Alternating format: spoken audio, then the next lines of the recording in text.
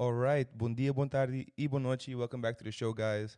Today I have a fun one. Today I have someone with me who I haven't seen in, I think, 11, 12 years. We were in school together. Percy, thank you for coming. Welcome to the show.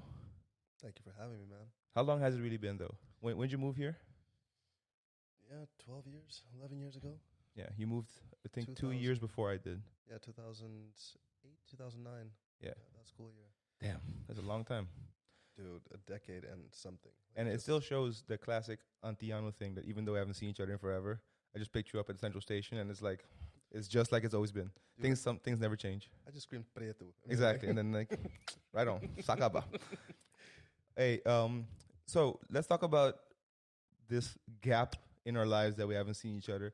Because we went to the same school. Mm-hmm. We went to Dovis together. And you guys were there before we did. And you guys were the group that my friend group kind of like replaced as you guys like left. Yeah, boyhood. Yeah. So back then we saw each other a lot.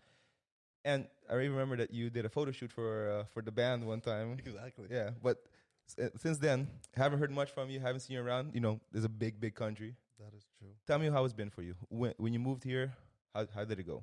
Besides culture shock and frozen butts, I ended up in Maastricht with 3 other Antilleans, all ladies, all fun, but didn't Lucky finish devil. my study. They were all dating my closest friends at that time, so Okay, well, yeah. So I was rather an older brother / police. Still fun though. It was fun, Yeah, absolutely. Ended up getting drunk a lot in Germany because of it, so that was fun. Nothing wrong with that. But no, ended up in Maastricht, studied international law in this case there, European law for a while, and didn't really catch me that much. I have to say at that time I was also teaching dance in Rotterdam. I was also doing ballroom dancing in Rotterdam a lot, so I was traveling up and down a lot and doing a lot of other things. So I, because of a scare that I had in my personal life, basically dropped studying for a while. Did a lot of dancing, went back to Curacao, had my family issues actually explode completely. And then when I returned to Holland, moved to Wageningen, changed my lifestyle completely as well. Studied international development, started teaching salsa actually like around the Netherlands. Also started doing more photography with monster cooking and such. So my life kind of took a very odd change that I didn't expect for myself, even though my father and my mother were both photographers. And ultimately, it went more into dancing and more personal photography. So I started doing events. And at the same time, I never lost a real interest, I guess, in philosophy and reading about social events and stuff. So... Yeah, you've always been a deep dude. Yeah, or an old soul, or just... I remember there were many occasions where we were like, such a Percy thing to say. And it was one of those like deep... overthought, contemplative sentences like, yes, Percy, yes, absolutely. Like hopefully it makes sense, but at that age, I think a lot of stuff just sounded big. But yeah, absolutely. Yeah, but I did a lot of soul searching, I have to say, when I came here, and also meeting a lot of people in Wageningen. We have like so many cultures there. It's 150 plus different nationalities. Because the World War ended there and there's like a giant life science university, it really mixed a lot of culture. So I was forced to see and to develop and to change. And a lot of it's been the last 5 years, mind you. I'm above 30 now, so it really did. Took a while, but... Took a while, right? I got there, yeah. So mostly nowadays, you'll know me from photography, from dancing, social activism a lot, civil society, but not for being Antillean, not for being Percy, an orator or something like that, but for talking for social movements, yes, but not parties anymore. I don't know. It's changed in the last 3-4 years. I guess it comes to a point where we keep growing and growing. Yeah. And dancing is a really big part of who you are. It's always been. I remember that you and a few other people were the ones who introduced my group of friends to style dancing on Curacao. Yeah. It was when it was across the street from Theater de Blauw. Yep. Yeah, when we were on the Loods. I don't even remember the name Yeah, anymore. no idea what it's called. Place. But then it went on to the other side of the... they went to the Punda side, right? Yeah. And that's when we stopped already there. Then I moved to Holland, or Netherlands. Yeah, because remember seeing you guys, making the foxtrot look easy, making the waltz look easy, and then I had to do it. And I was like, fuck this shit, cha-cha-cha all day. That's the only thing I could do, and then I was done with that shit. So dancing that comes from, I guess, growing up Curacao. Was that a big part already when you were there, or did you more develop it when you were here? No, actually, stupidly enough, I developed it, I developed it half in the States and half in Curacao. And I'm not sure if you know that, but I moved around my fifth, sixth year. I moved to Curacao. And at that time, I couldn't speak Dutch. So at school, because I went to Marnix, I literally was like the mute kid for the first 3 months that I was there because I just was not allowed to speak English or Paimento, which wasn't allowed. So when I came home... Paimento either? That's just weird. Well, you remember they had those school rules that the Dutch schools, you weren't allowed to speak the indigenous or the native language in the school grounds. Like, because you were in the classrooms, the Dutch was the colloquial language. That's what you had to speak in class. And if you had a question in this case, it could be one time, but it wasn't something that you were allowed to consecutively do. Yeah, I remember that the classes, indeed, you couldn't just speak Paimento to the teacher and shit, but like on the school grounds and stuff, that was fine, right? Yeah, well, the thing is also the first 3 months, if you're ostracized because you can't speak the language, then you know, you're that kid. Hey, there's nothing meaner than school kids, man. Dude. Yeah. So you moved here when you were 6 from the States? And then what I started to do to kind of keep myself busy at home was I would watch TV. And back at that time, we used to have on Tele 8, we used to have those what you call it, those video clip shows. So Video Zoo. Video Zoo, thank you. Yes. Video Zoo. Hey, shout out to anyone who remembers Video Zoo. Shout out to anyone that remembers. Yeah, I love that that was shit. the shiznit. Like, just That was our MTV. That was our MTV, Yeah. and it was good. Like, Absolutely. like, we got it from all over the world. It wasn't too Americanized. There was Latin music too, but Yeah, absolutely. But I would copy the moves. So I would just look at what they were doing, and I would start dancing. And I remember my father would always laugh at me and tease me because I would do that, or I would be reading books. So it would be like a very split personality. But very oddly enough, as I started growing up, countered Michael more as well. Him going like, "Dude, if you want to dance, just dance." Kind of got into hip hop because of him and breakdancing, popping and locking. But I always liked the structure and form of ballroom dancing. And at the same time, which is the basis of salsa in this case, if you have the cha-cha, the rumba, and you look at how that developed towards salsa, it had the basis. So I just kept basically developing the dances together. So it is a very big part of me, but it came from, I think, boredom and being ostracized at school. I think most of people's talents and skills develop for that reason as a young kid. So I don't think it's that crazy of a story to imagine. No. And here you took it to another level because you give dancing class, like you mentioned festivals. Tell us a little bit about that. Yeah, basically, when I came to the Netherlands, I started doing ballroom a little bit more, dance as both a man as a woman for a while, just to be able to learn it. Like competitively or just? Competitively on a university level, but not on a, let's say, go to all the competitions outside. Like, that wasn't my forte, also because I didn't want to. It might look it, but I don't like boasting. I like being able to do something skillfully. I like being able to perform, but I don't like dancing for someone. Like, you know, if someone goes, "Monkey, dance for me," and besides not saying monkey, but if someone says dance for me now, I wouldn't do it. It's not my thing. Put me on a platform or something, I wouldn't do it. But at that time, I really, really just wanted to understand where these movements were coming from, where this regalness came from that we associate with the waltz or with the tango, etc. So first 4 years, danced way too much ballroom. Danced at every party I could find salsa, just anywhere. So even if I was at a hardstyle feast, if I hear that music, you're that dude. I'm dancing salsa on it. Yeah, I'm that dude. So at some point, I kind of got tired of doing ballroom alone, because in ballroom somehow it felt that you, or at least competitively. Can you explain this a little bit? Like, when you say ballroom, what exactly does that mean for the non-dance aficionados out there? Okay, so ballroom generally is split into two. You have ballroom in Latin, and in ballroom you would have, in this case, the idea of the classic regal European dances. So you'd have the waltz, you'd have the English waltz, you'd have the quick step, you'd have the slow fox or the foxtrot, depending on which version you're doing in this case as well. And you could also do the Viennese waltz, depending on how you broaden it out. You can do more. And just using those dances and not going over to Latin just yet, the better you get, the more free you get to dance in. So that means less structure, less following the direct lines. And for someone that's very creative and is always combined dances, that's the worst thing to tell me. Put me in a box and then force me to follow those rules, I won't do it.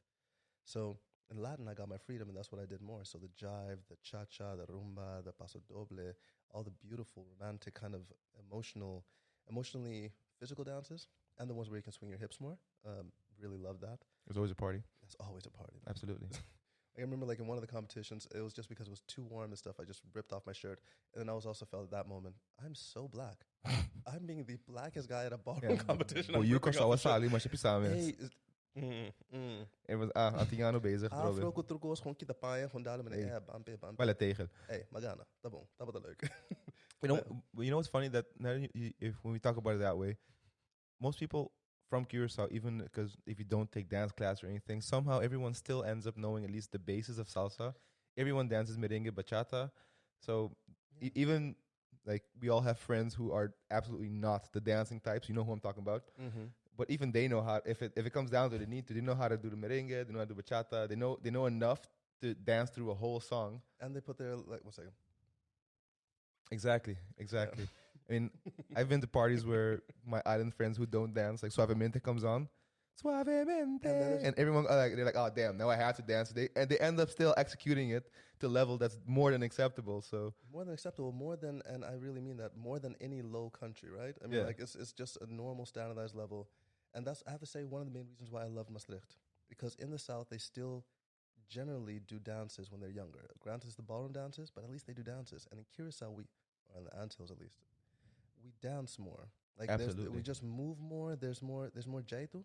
yeah, And I miss that, because being able to have a basic merengue or bachata or even the basic salsa means that if you hear any step that goes dum dum dum dum, you can move. yeah. Doesn't matter what it is. At least your body will, Yeah. move. You're not going to be a wallflower and patch. You fill in those gaps of rhythm by yourself. Yeah. Baila malo pasa pret. Hey, Pasa. that's the saying that I've always had to take to heart here in Holland, especially because here is super true. Dude. Because say what you want about like the stereotyped Dutch person, Yeah. which is absolutely not true, because I know way too many fantastic people that can dance. But like the fact that you don't have to be a good dancer to have a good time dancing, that dancing is just a tool of happiness and not so much a demonstration of skill per se. Because my girlfriend's mom, love her to death, not the best dancer in the world, but she enjoys every damn step she makes, and that's a really great representation of Baila Malu Pasabong. That's how it's supposed to be. So before we deviate too much, so that's the Latin side of it. So that's where you kind of found your freedom. That's where I found my freedom, and that truly expressed itself by going back into salsa, but adding the basic and the structure that we generally don't apply to it. Generally, if you go to salsa, it is one stream of salsa that you go to. You either go to LA, you can go to Cuban, you follow one style. And if you're a proficient in many styles, you'll still dance one, mostly because the country you're in, Netherlands, dances mostly in linea, so mostly in a line, or mostly the LA'd versions or the New York versions, without really combining them or knowing what the structures are. Now, for anyone who I'm boring with a lot of salsa terms, honestly, it bores me too. And that is why, for me, I just do the amalgam. Salsa already means flavor and sauce, so it should be a combination of things. So instead of grabbing one, mix all. And knowing where it came from, knowing that when the slaves were in Cuba and when they were watching the slave owners dancing the cha-cha or the rumba, but they could only see them through the slits, so they could see them only where their feet were doing or what their faces were doing, so they couldn't really see what the bodies themselves were doing. They only got to see the steps. So their salsa basic step of, forward and then back is the cha-cha without the side step, because there's no purpose in doing it. And it's so beautiful to know where these things came from and how we combine them as people. So because I did the ballroom and because I went back into salsa afterwards, it structured my salsa in a completely different way, that it combined all the different styles continuously. So I started applying that in Utrecht, then in the dance school in Wageningen that we helped set up, and also don't teach there anymore right now because of Corona. But we got to develop our own dance style there with my previous girlfriend and with my current girlfriend, really just bringing it down to a very, I wouldn't say innovative, but we call it Salsa 567. And it's basically a very simple way of just grabbing all the different styles into one. So a passion of trying to get the most understanding and the most delivery at the same time. Yeah, that. And is that also where you're pointing your career towards professional education in dance and in music, or? I think it's one of those passions I have that I'll never be able to let go. And it's one of the hobbies that formed me so much that is part of my psyche and my character. I get joy and passion from it. I do not need the money. I would like to subsist from it, mind you, but it's only subsistence. It doesn't have to carry me. So if I could do anything else and have this on the side, I give it out for free. Like, me and Lisa Best, we set up an organization in Wageningen, of course, with more people. And it's called ISO, and it's for international students. And we used to teach salsa there for 5 years for free, for nothing else, just skill sharing and nothing else. Every week, 52, 52 times a year, man. Just 3 hours every Tuesday teaching salsa for free to anyone that would want to be there. So, nah. There's a lot of steps, man. There's a lot of steps. There's a lot of steps that people get to do because they've learned to dance. But dancing is not the only thing that you're vividly passionate about. One thing I really want to talk to you about is your role in activism and civil justice and civil rights. And of course, we come from a minority group living in Holland, and that already brings with itself certain tribulations, I guess you could say.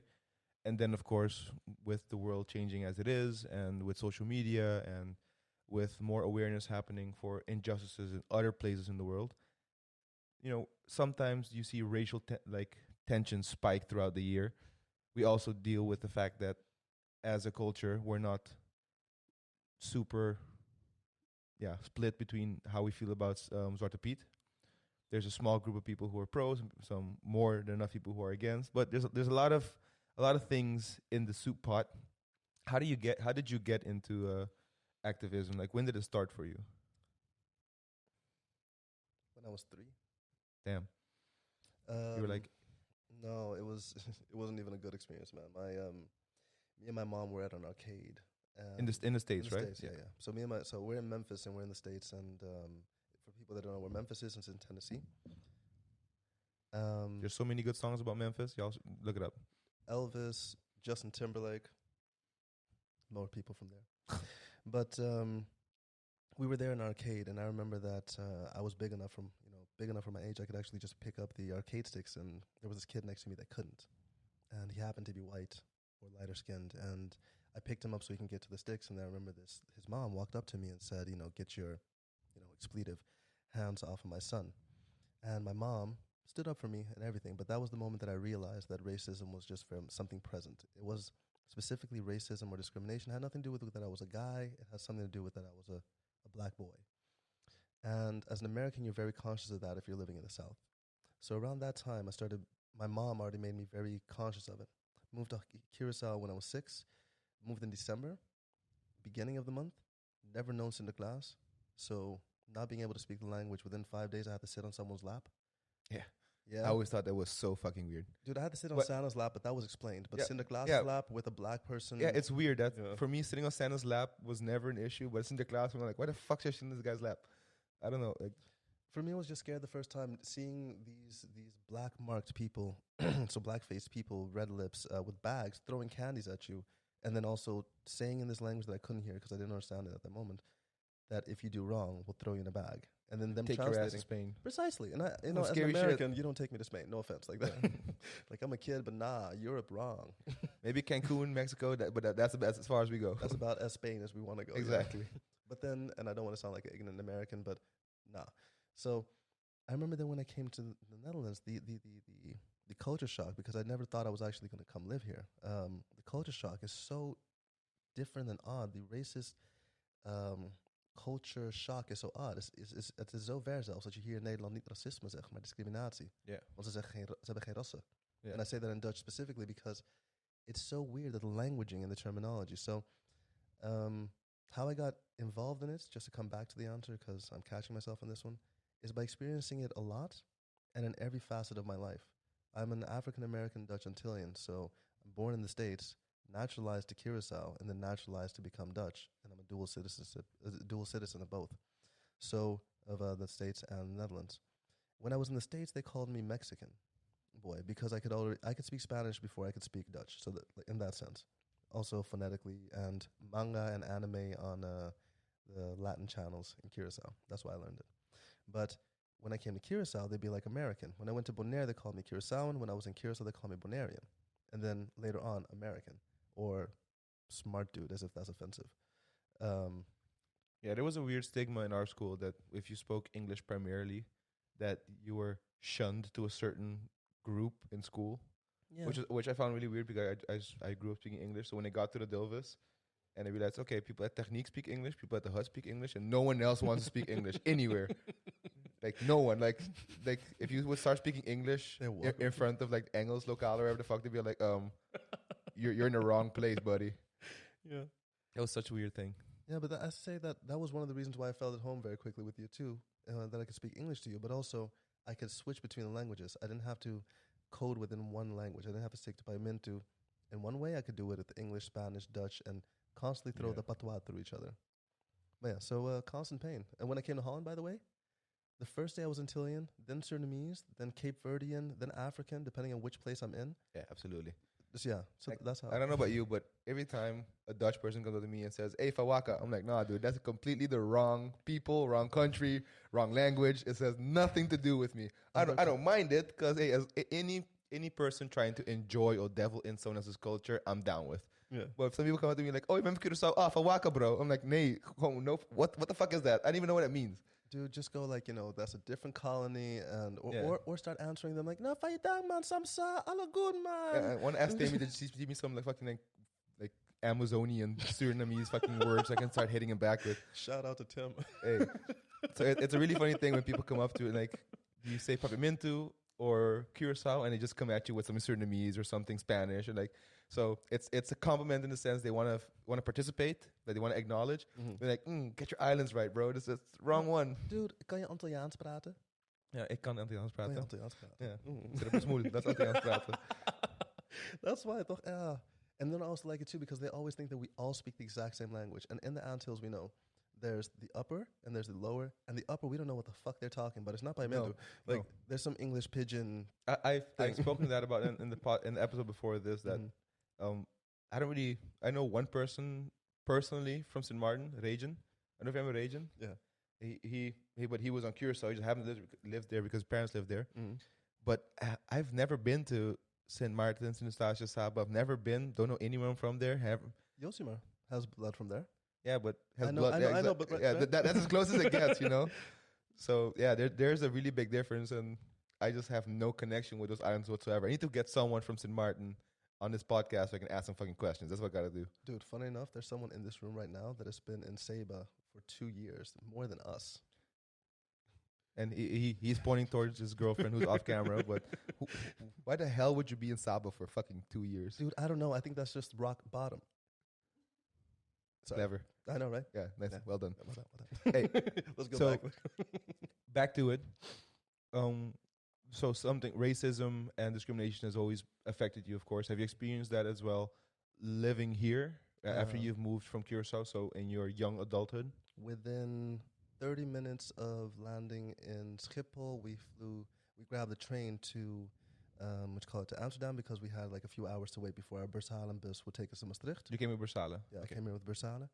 And we're walking from the train station to Domplein, or to the Domplein.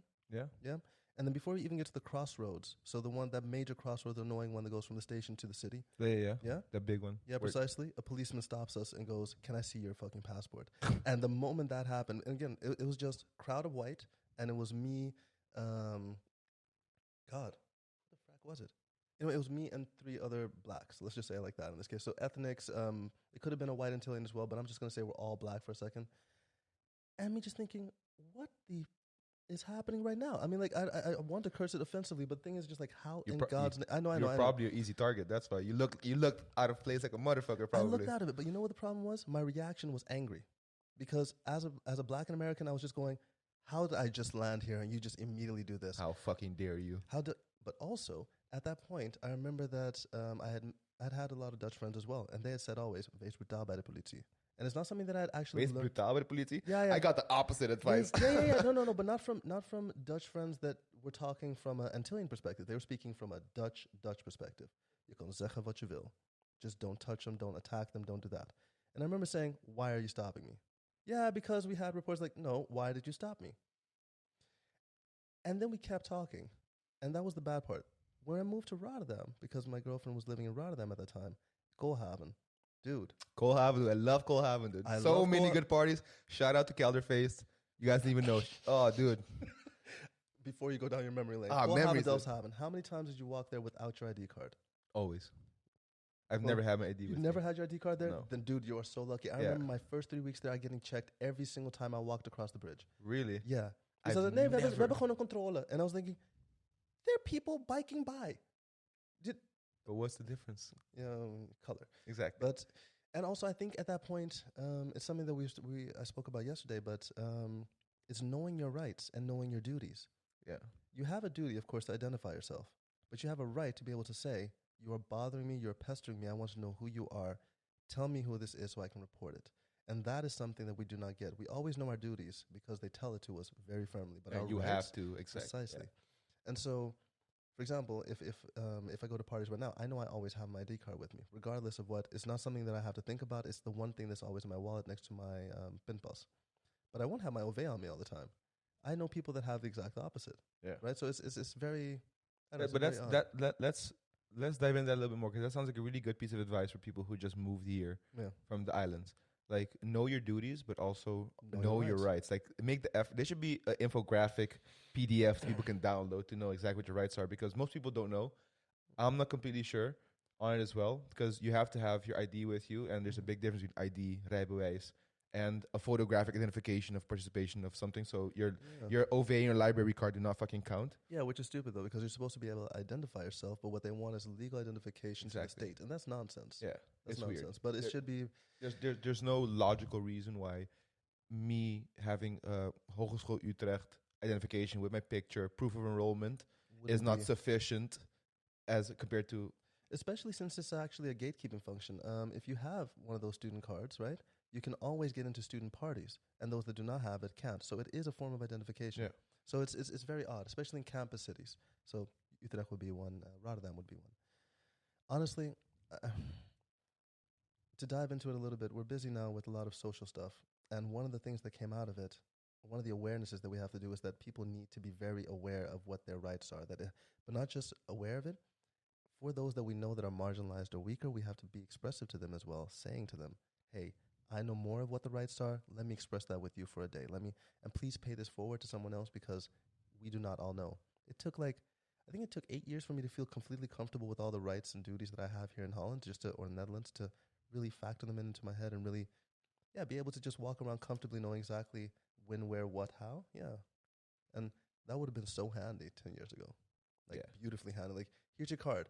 And just like, write 1, 2, 3. Sir, you are bothering my right 3. Can you fuck off, please? Like, if a cop does this, say this, you know? Yeah, because I've had an encounter with police as well, where I felt and whether it was or not, how the situation went down, to my experience, it felt like a racial thing. But at that time, I had no understanding of what my rights were or anything. So I got the opposite advice. I got the one, when you get to Holland or Netherlands, okay, do not get into any fights at all, because you're always going to be the one who's going to get fucked. Do not get any bar fights or street fights or anything. And I don't know why they told me that. I'm not a violent person. Maybe a little bit. And they said, when you encounter police, do whatever they ask. Keep your tone low, low voice. Don't make any sudden movements. Like, for some reason, that's advice I got from a lot of people, and also people who lived here, my cousins and stuff like that. So it was always bring down the escalation as fast as possible, so when I had my situation with the police, I was like, okay, let me just keep my hands in full view. Not gonna reach for my phone, because we all see shit from the States and stuff, and we know it's a completely different territory. It's a completely different level of intensity for how people interact with police and violence there. Exactly. But I was still like, you know what? Let me not be the one-off shot risk here. But at the same time, I've had so many really, really great interactions with police. Yeah. When I went to the Black Lives Matters movement here in Utrecht, for example, when it was done, we were walking back to our car, and it was parked in a really big parking spot for the theater and for Jaarbeurs and everything. So that's where the cops set up shop, the policemen, sorry. And there were 3 of them who were controlling the drones. And I just went up to them, and because there were a few people in the crowd, they were being a little bit too rowdy. They were just these young kids yelling, fuck the police and shit. I'm like, you're 14, calm the fuck down. Calm the fuck down. And it was a bunch of white kids also screaming, fuck the police. Yeah.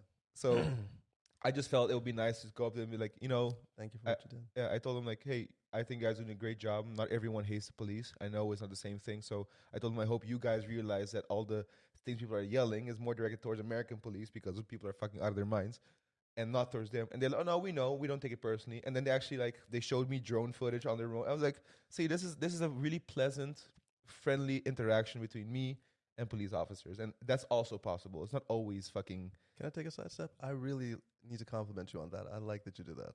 That's being able to, even in a situation that is adverse, or at least that seems to be prone to adversity, that you can at least connect to some people. Because I had that in BLM in Amsterdam as well, and then I just had to thank the police because they really did their job well. For all the people cursing at them for stuff that they specifically haven't done, there is police brutality in the Netherlands. Absolutely. Don't get me wrong, we know that, and people, we know exactly who we're talking about. We're related to some of you. We know it. But the way they're cursing out the police here is not the police brutality that's happening here. It's the States. So thank you for saying that. Exactly, but I felt it was the right moment because in a moment of tension, it's already a Black Lives Matter rally. There's thousands of people. It's super anti-injustice and everything. So tensions are high. If there was any moment to try and find like a heart-to-heart connection with someone who might feel that they're on the opposite side of the picket fence than you are, I figured. Yeah. And my girlfriend was looking at me walking like, where the fuck is this guy going again? I just went up to them, just say, hey, thanks. You guys doing a good job. I said, I know I have a lot of clients who are police officers who work for the police who are absolutely wonderful people. But at the same time, I also know Antilleans who have been complete fucking assholes towards police, and they got where coming to them. I know a friend in Rotterdam who, any chance he gets when he sees a cop, he has to fucking start shit. Okay, what's with that shit, man? I don't understand. So, like, if he fucking gets a police horse hoof against his chin, you kind of ask for it, bro. I'm not saying anything bad should happen to you, but if you're looking for trouble, you might find it. But that's not a horse, man. That's a beast of an animal. You shouldn't even challenge that. That's like walking up to like a deity and going like, maybe, yeah, maybe not. Kinky, yeah. So did you get asked to participate in the rally, like to speak there? Yes and no. And this is going to be a broader question, but I've been busy in Wageningen for a longer time building up different civil movements in the sense of for students for different active reasons. And one of the people that was already busy with the petition, because there's in Wageningen two things happen at the same time. On the one hand, they wanted to organize a protest, and on the one hand, they started the petition for the university to make an official statement. And Jerry Gums did the petition in this case, and he's a close friend of mine, so I immediately knew about that. Also Antillean, rapper as well, Juni Martina. Hashtag him, check him. But shout out to Juni. Shout out to Juni. And that's on one hand, then the petition got me involved, but also because I knew the people that were organizing the protest, I immediately became part of the organization as well. So I wasn't immediately going to become a speaker, but then everyone was looking at me going, we assumed as a you might as well speak. Not just you might as well. You don't have a choice. You better start. Oh, you're going to start it. You're going to start it off. And then I was like, oh my God, my black heart is scaring the crap out of me. Honestly, at the same time, and this is the part that we spoke about in the car, I'm just going to sidestep into it slightly. Because at the same time I was getting stalking and death threats, it really scared the living crap out of me.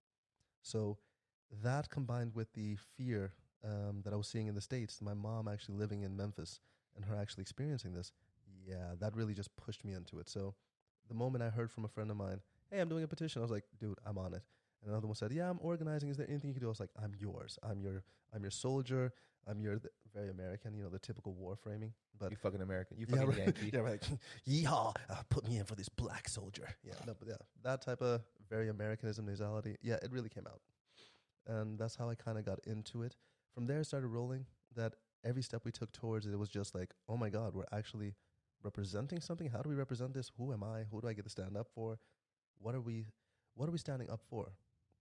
And we quickly got the questioning between Black Lives Matter or anti-racism or solidarity with injustice or solidarity with justice, because again, the framing is also very odd. How to use and then then we started getting the questions of, are migrant lives matters or do all lives matters? And then we had to do the whole counter-intuitive thing, which is saying, no, we don't mean that all lives don't matter, but at this specific highlight injunction, we mean Black lives, but we mean Black lives in the States, but also Yeah.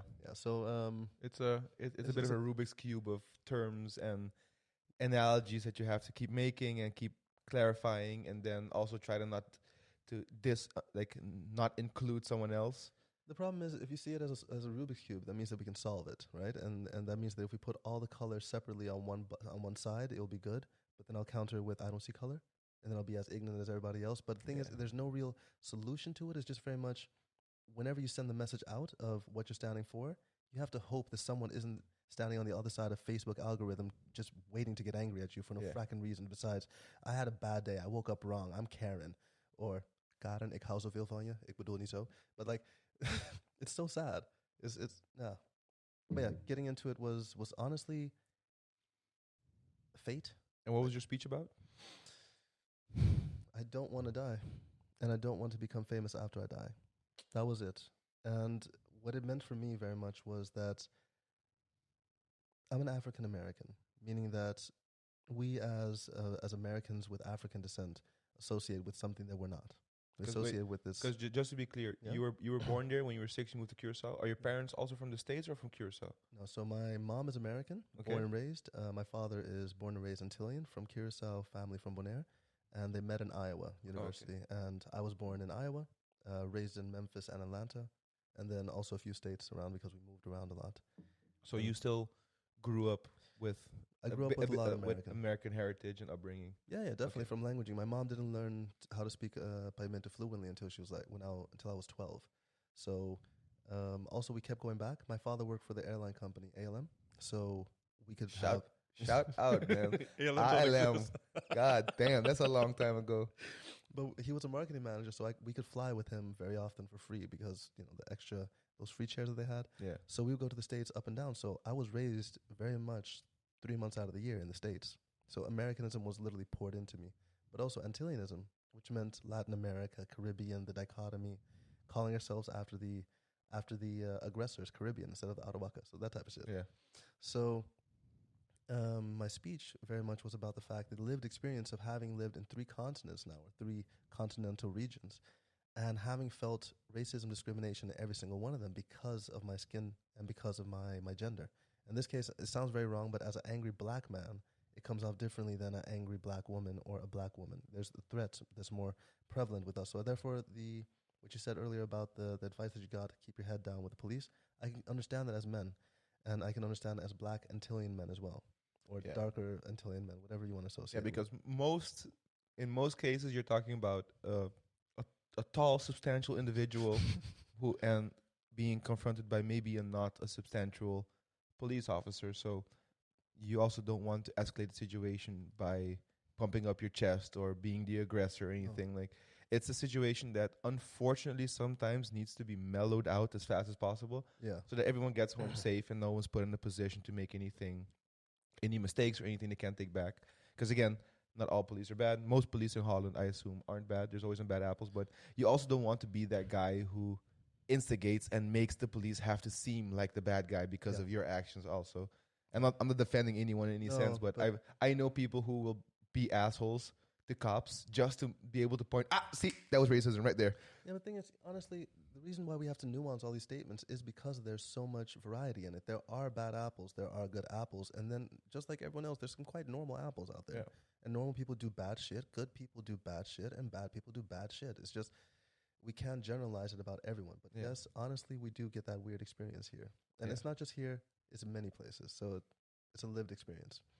And what bothered me in the speech is that George Perry Floyd, he became famous after he died. And then after he passed away, murdered brutally, obviously, but after he passed away, they dissected him. And not in the physical sense, but in the social media sense. They dissected him. They pulled his life apart. They didn't go to a doctor like, did they do operations? Why the fuck did they chop this guy up? Let the man rest. Right, like that would be an extra layer. Like, we want to study what happened. No, but they dissected him completely, and they took away every shred of decency that could be afforded to a person in his anonymity of his life. You mean in the sense of people who were against the Black Lives Matter movement were like, oh yeah, but he did this in his life? No, both pro and against, because they were basically finding reasons to herald or champion this person. He is good because he did this. He is bad because he did that. Yes, but you should see him differently because of that. No, but you should also take into account that he did this when he was younger and that wasn't good. No, he got murdered. Everything else around that story is passé. Yeah. You can't justify it with anything else. Yeah, but the thing is, we keep getting swept up in the Americanism of everything. When the Americans have a problem, they say they have a war on something. When something big occurred, it is the gate. And I'm so freaking tired of us as Europeans, because again, we have become Europeans. Our lived experience, liminal as they are, as in between as they are, they are ours. We are no longer completely Antillean. I never was completely Antillean. We are now more European than the Antilleans around us, being back home. Our experience isn't the American one. No. Even if we shop there, even if we watch there, even if we watch Atlanta on TV, that is not our experience. Yeah. And getting that anger and fueling it back means that when we talk about it, there's an automatic anger reaction that is felt by someone else as, but it isn't your experience. This isn't what you have. So I understand the counterintuitive and the countercyclical responses of Black Lives Matter, All Lives Matter. Black Lives Matter, ja, maar kom op, ik heb meer met Zwarte Piet dan met dit. Of ja, oké, Black Lives Matter wel, maar Zwarte Piet wil ik houden. Of that type of shit. With, by the way, none of my statements. Just to be absolutely clear. Freaking nuancedly clear. Yeah. Fuck Zwarte Piet. We'll dive into that specific comment in just a minute, but I think like that's also a very important thing that you're saying, that we shouldn't get swept up in the humdrum online festivities that come from the States. Mm-hmm. I try to give this advice to myself as often as I can to other people, that the way I see it is America has a lot to offer us outside of America that are to our benefit without us having to invest and suffer for all the negative things in America. Yeah. Like, I'm a huge Disney fan. I absolutely love what they're doing. I can enjoy all their contents here without having to live in the States and have to be afraid for my life for whatever reason, you know? So that's a really weird example, but the point is, you can enjoy all the fruits that it gives you, but you don't have to get angry about everything that happens in the States. You don't have to get emotionally tainted by the mistakes that they're making there that don't necessarily affect you or have anything to do with you. I'm not saying you shouldn't support your fellow people. Support is hell. Support is there. Yeah, absolutely. But some people get swept away so hard, and then their reactions here become the reactions of someone from there. And it brings a bit of a disbalance, because people who aren't necessarily on one or the other side of it, they're trying to come at it from a neutral standpoint. But you have some people who live here who act as if they've been shot in the States. Yeah. So it's such a big contrast that it brings a little bit more turmoil than maybe it should. So for me, it's always hard because I'm actually a born American, right? So for me, when I'm talking, I'm not talking as an Antillean, or I'm not talking as a Dutch person. I'm talking as, at that point, an American that has experienced it. And I remember that I was talking to my mom, like, I even said like the moment I started thinking I was American. I spoke to my mom a month before the protest. And I remember her telling me, yes, but you're less... And you hear the kind of like the twitchy thing that I have in my voice, because I don't want to say it about myself. But she was like, yeah, you're less black, less African American than me. Yeah. And I was going, Mom, I don't want to curse you out because you brought me into this earth, and I've heard from you many times. You can take me out of it.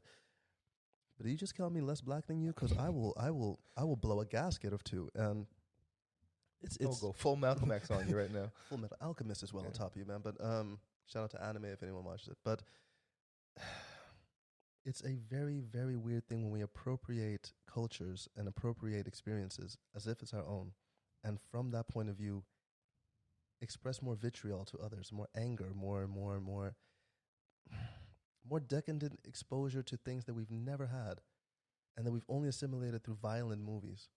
The fact that we say the Americas instead of the United States, we wash away Canada, we wash away Mexico, whereas those two are doing it way better. We should take more examples from them. So it's a very odd experience here that they've internalized. It's the same way that the Turkish internalize it from Turkey. It's the same way the Moroccans internalize it from Morocco, as if that which is there is their pain here, their lived experience here. It's a completely different racism talk, I mind you, because I'm not even going to jump into that clusterfuck right now. That's a can of worms. That's the kind of worms we're not opening that up. Motherfucker, no. Right? And it's not worms, it's kind of golden joy, but just not touching it. Nope. You can have that by yourself. Yeah, right?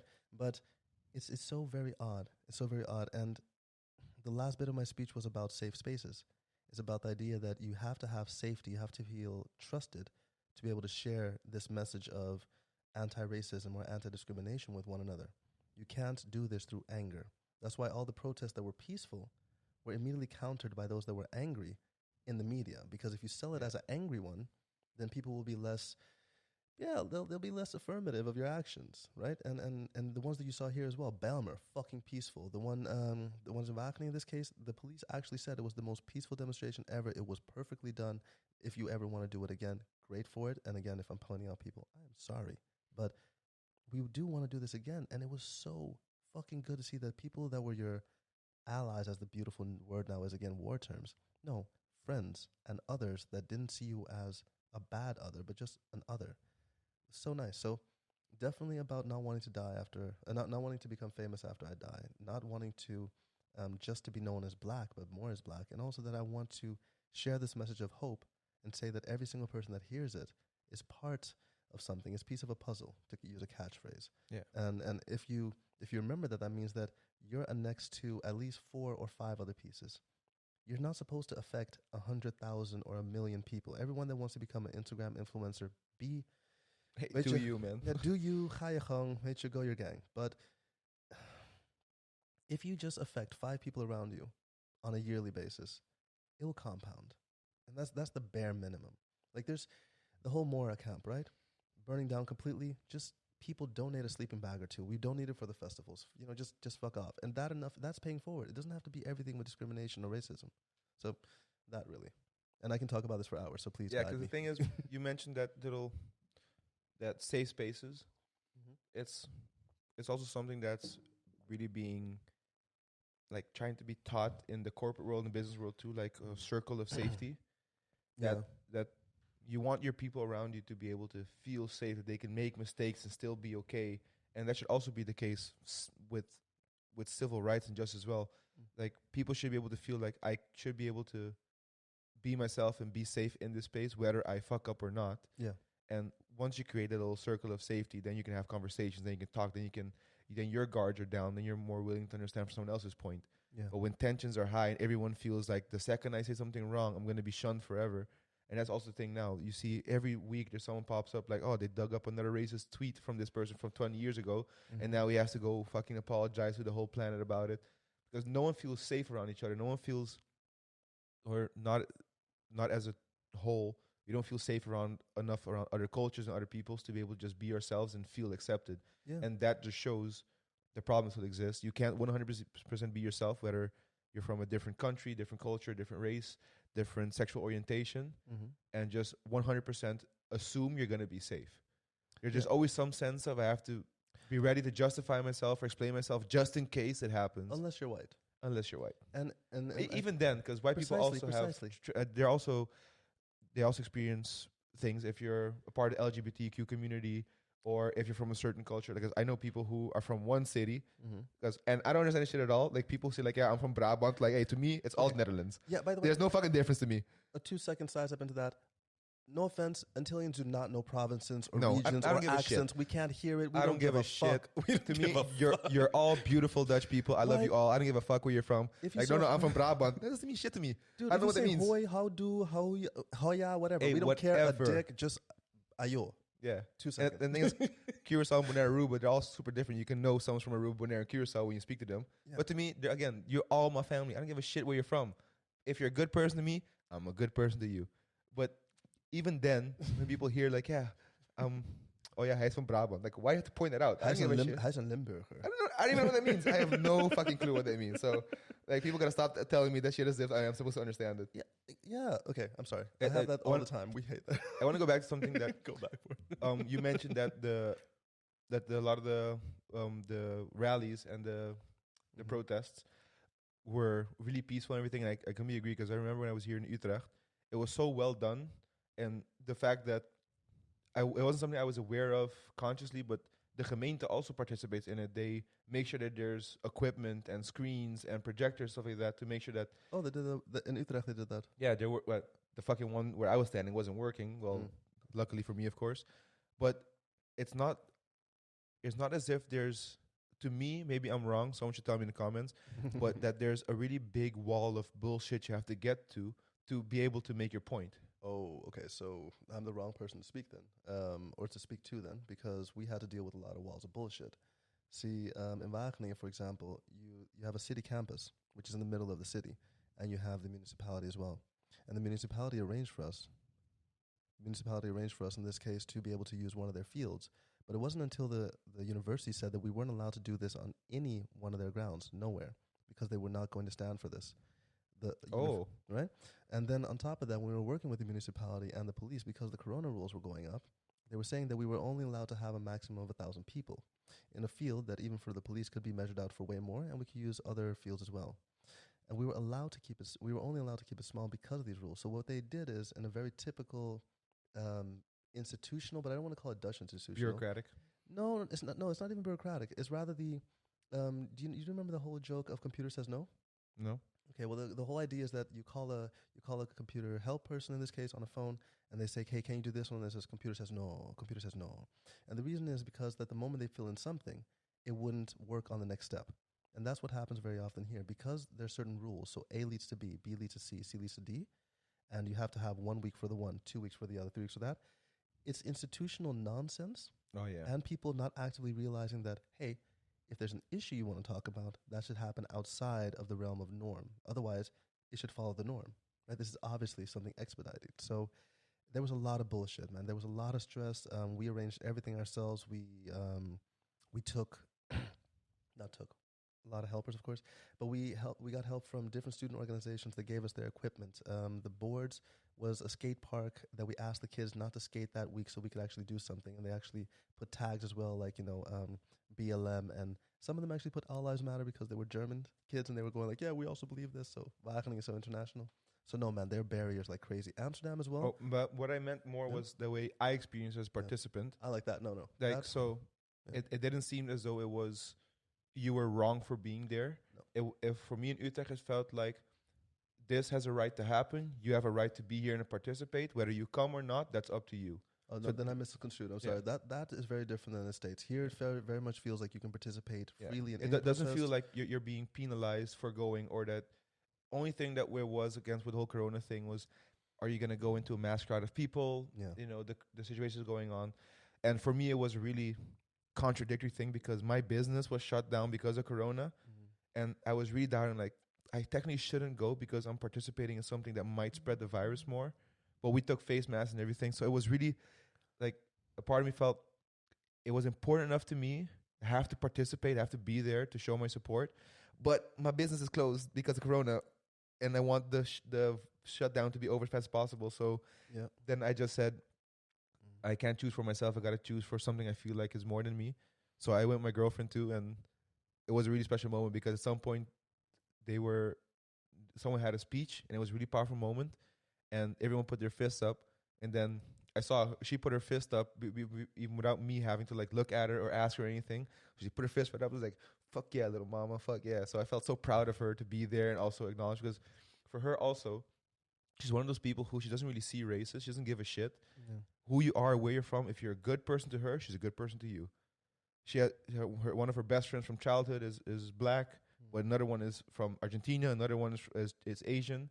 So she doesn't give a shit. But then she's dating me, a clearly not white person, and I do experience it. So through me, she experiences discrimination and racism, and she fucking hates it.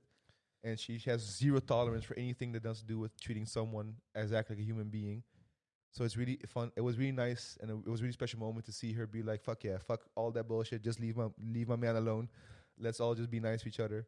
I think you could do an entire podcast on the experience of partners that have a person of other descent. So absolutely. And just only deal with that, because I am sincerely scared of the experience they had to go through, because generally speaking, those are the people that obviously are accepting us already because they're in partnerships with us and they obviously accept differences. But for them to then have to realize these things slowly but surely, like, for example, me in the HEMA, for example, I won't put something in a bag that I brought and then take it out of the shopping cart. Fuck no. Absolutely not. Hell no. That's a good... You're out of your damn mind. I brought my own shopping bag. I'm going to put my stuff in there. At the end of it, I'm going to take it out and putting it all... I'll keep my bag folded so no one can see that I pushed it in it. I grab a basket. Hell no. Put everything one by one in there, so you can ski it. Here's the camera. No, but the experience for them, I feel so odd. And I wish I could experience it. I wish I really could, because it's so... Yeah. And describe it. It has to be interesting, because the fact is, at some point, me and my partner, Fleur, are going to have kids. Yeah. And there's a chance that the kid's going to be a little bit chocolate. A little bit? Yeah. He might be a little bit on the Carso side. Yeah, mocha, cappuccino. Which I can't wait, because I'm just looking forward to beautiful mixed babies.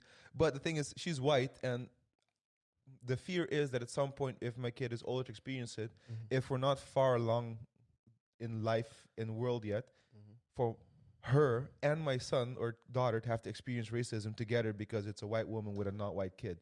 So I'm just really curious. Most likely it's not going to be that fast that we can move towards the future, but I'm thinking about that moment when they come home, like, oh, you ain't going to guess what happened in the supermarket today. Like, oh, here we go. I'll give you a past story. My brother was born when I was 9. And when he was born, he was light-skinned as hell. Now, you've seen Adrian before. He's my color. Yeah. But when he was born, he was highlight. And, you know, we were Color three. nechi. Color leite suave, leite condensed. You know, so we would travel a lot, and it would be 3 dark-skinned people with a white baby. So we got stopped multiple times. Did y'all kidnap this kid? Is he yours? What's this patois thing you speak in here? A few months ago, I went to France, and by chance, I was with a predominantly white family, and I was the one black. And there was a little baby, 1.5 years old, that I was holding as well, and I was walking with her. And what I found very funny, I was in a French airport, so I do not know how this is in the States right now. But I was in a French airport, and what I liked about every single attendant that helped was just looking at me going, oh, so cute. And going like, little mixed family. Besides, like, yeah, you mixed baby. Oh, my God. And it was vanilla chocolate combo. Doe op en noti, man. That's when I feel Dutch, by the way. Doe op en noti samen en potty. That's when I feel like I've just been integrated. But I think that it's getting better. I think just like my mom feels like looking forward, it has gotten better. It is getting better. Absolutely. And it will. But I am still just down to all my fibers. I am scared senseless to every... If I by chance have a daughter, yeah, I'm by chance scared of every racist, sexist, discriminatory, and if she's going to be like me, sexually explicit experience she's going to have and how to deal with it, and then also have to fight it from all those points of views and social media because, dude, we didn't have to grow up with that. Thank God. Thank God. But all their mistakes out all the time, I mean, ugh. So I understand your fear for the kids, man. It's going to be We'll make a village. It's going to be a hell of an experience because... like even now already, I noticed that because she's a absolutely gorgeous, cute little white girl. Mm-hmm. So she doesn't look at the world the way I do because she doesn't have to. So when we go shopping or we're in the city or whatever, or a lot of times when we walk into a bus, there were so many moments where like the bus driver would be so pleasant, like "Hi, goedemiddag, hi," and then I would walk right after, be like, "Hey, goedemiddag," and check in. He'd be like, "Hi." Yeah, right. I would like, okay, is it because it's black and white or because you have my fucking fugly ass and her gorgeous fucking ambiance?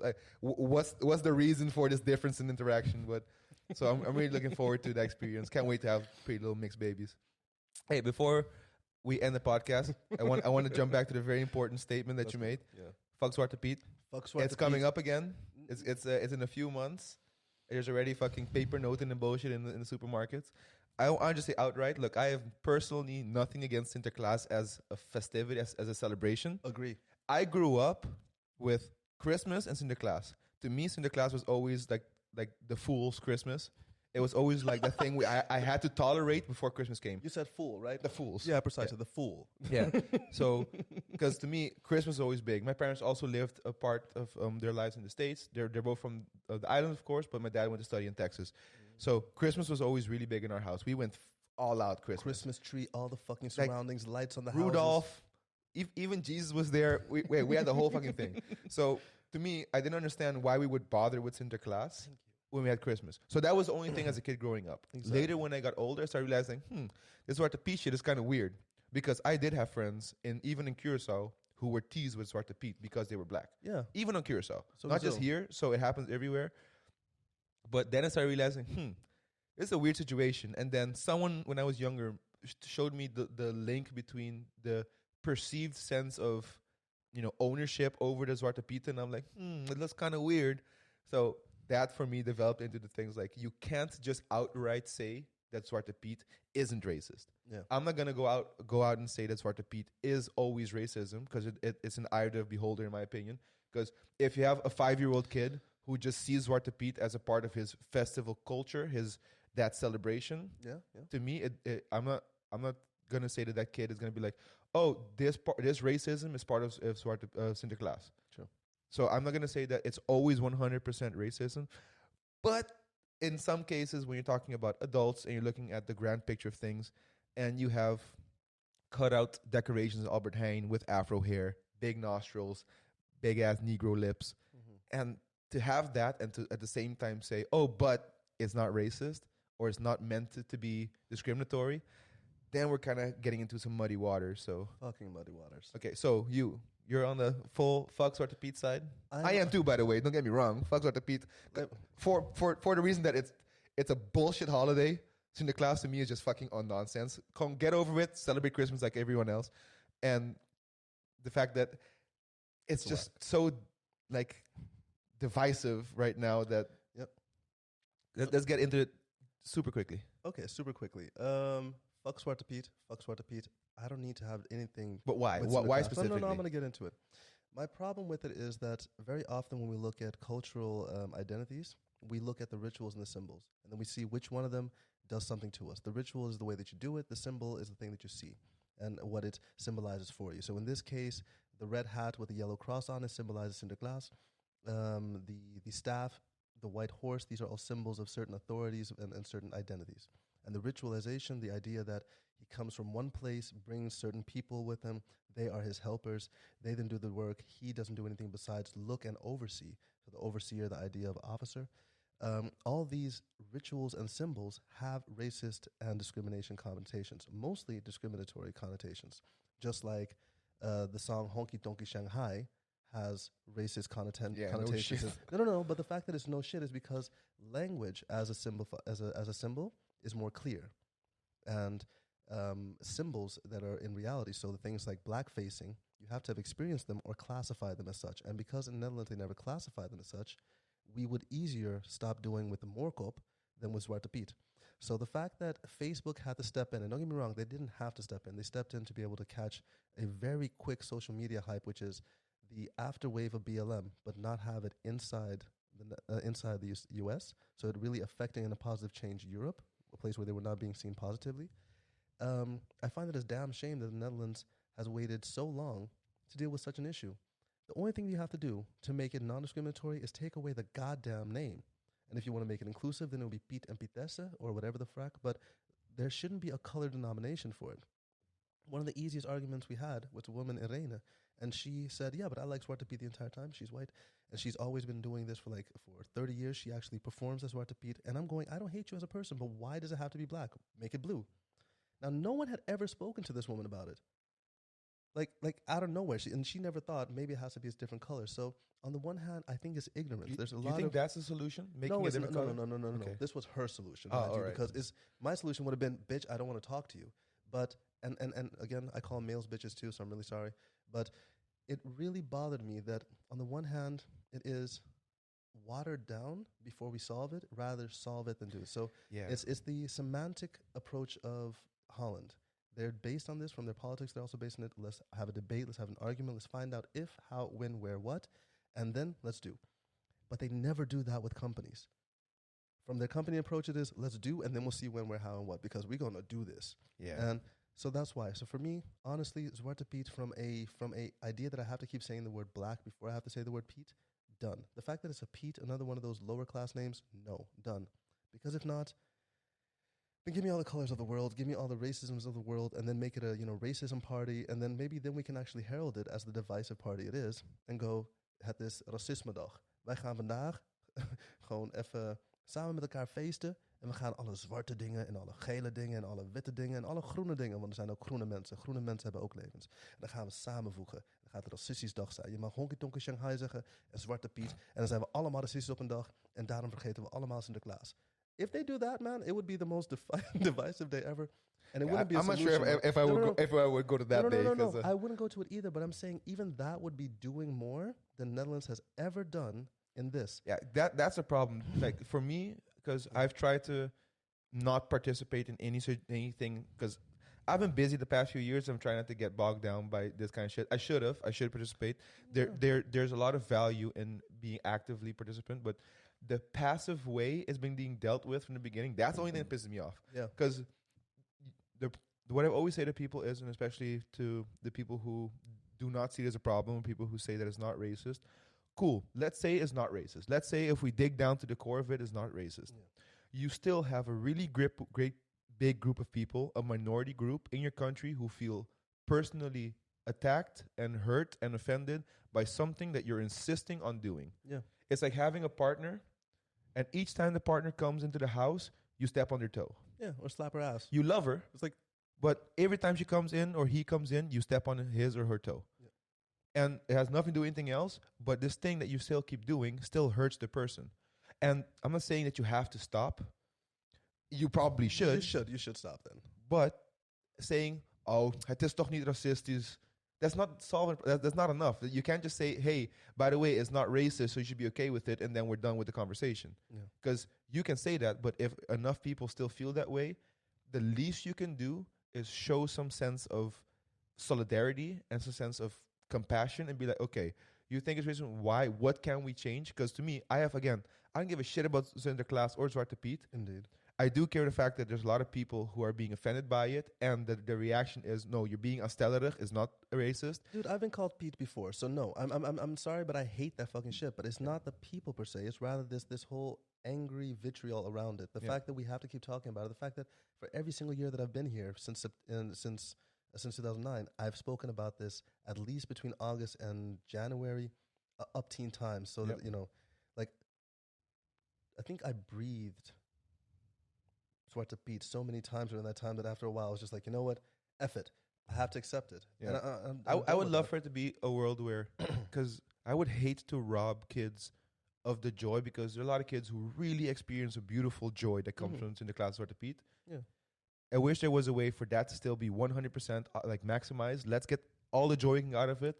But if it really is, if we follow the lore that they're peddling to people, it's kids from all over the world who get taken to Spain and they have to go in chimneys, and that's what, like, make that a little bit more fucking accurate in the costumes and everything, and I'll be fine with it. Dude, Marvel or DC the crap. Klaas en Piet gaan op avontuur. Whatever. No, but seriously, take the colors out, add the holy, because again, Sinterklaas had take away the holiness. Yeah, exactly. Yeah. Oh yeah, that's also something that I've always disliked about Sinterklaas. The whole religious thing with the staff and the Pope costume. We're in Netherlands. Why? This religious nonsense you in got the fucking Netherlands? jolly old Saint Nick in his cute ass little outfit and his little muts and shit, and you got Sinterklaas all fucking religious and we're shit. We're in a Protestant Calvinistic country, and we're talking about this red man, Turkish guy giving us gifts. Are you freaking kidding me? Again, just to be clear, we're not hating on Sinterklaas per se as a person. All I'm saying is that Holland is too smart and great of a country for it not to be solved in a way that both parties win. It has to be able to be a win-win situation. Keep Sinterklaas if you really insist on it, but make it so that every single child in the world, regardless of race, can enjoy it, and make sure that the minority groups who live in your country because they have to live in your country are not fucking offended by it. If you can't do that, then we're not fucking going to make it till the end of the fucking planet. Exactly, right? And also, how hard is it? It's not that hard. hard. Is it, man? Because just put a few people, because there's too many people who have enough kindness in their heart to say, you know what, it's a combination of decades-long celebration, maybe a centuries-long even, of something that's close to our heart and it's important to our culture. Great, but get with the times, adapt it just enough so that people who are upset and justifiably upset don't have to be upset anymore. You know what happens when you do that? You show people you care enough. You show you're willing to participate in an open conversation. You show that, okay, my values are just as important as your values, so let's find a middenweg. Yeah. But what happens now is, nee, je bent fucking aanstellerig, het is racistisch, and you are just like, it's 100% racism, everything has to do with it is racist, even paper notes are racist, so people go to both ends of the extreme, and no one fucking wins, and all we get is people being pushed to a corner and having to pick sides. I don't want to fucking pick sides. I want to love my white girlfriend as much as I can, and I want to be as proud of being a non-white person as I can without having to remove anything from everyone else's life. I want to sidestep for like 20 seconds if we have that. You have 20 seconds. 20 seconds? Yeah. There's a reverse racism that I had to counter myself on for the last few months, and it's really been bothering me, so I have to express it. I've been always telling my white girl, you have such a black ass. And I remember that I say that all the time to my girlfriend. Precisely, but then as this was happening, I was going, wait, so am I saying that she, as a white girl, is now better because she has something that I associated with black, but if I saw a black girl with that same booty, I would just say booty? Ooh, so that's one of those. I want to talk about that one day. Yeah, that's one of those cans of worms again that it's hard to get into. So I'm just going to say, all bodies are beautiful. I support all people's lives. At this moment, I am fighting for all marginalizations. So people that feel marginalized in any way, I'm here for you. Talk to me. I'll share your message.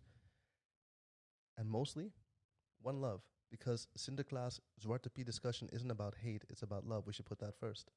So taking 20 seconds apart, thank you for inviting me, man. This was fucking awesome. I appreciate it. Thanks for coming down. And full disclosure, because we said a lot of shit and we're just getting into a fun conversation.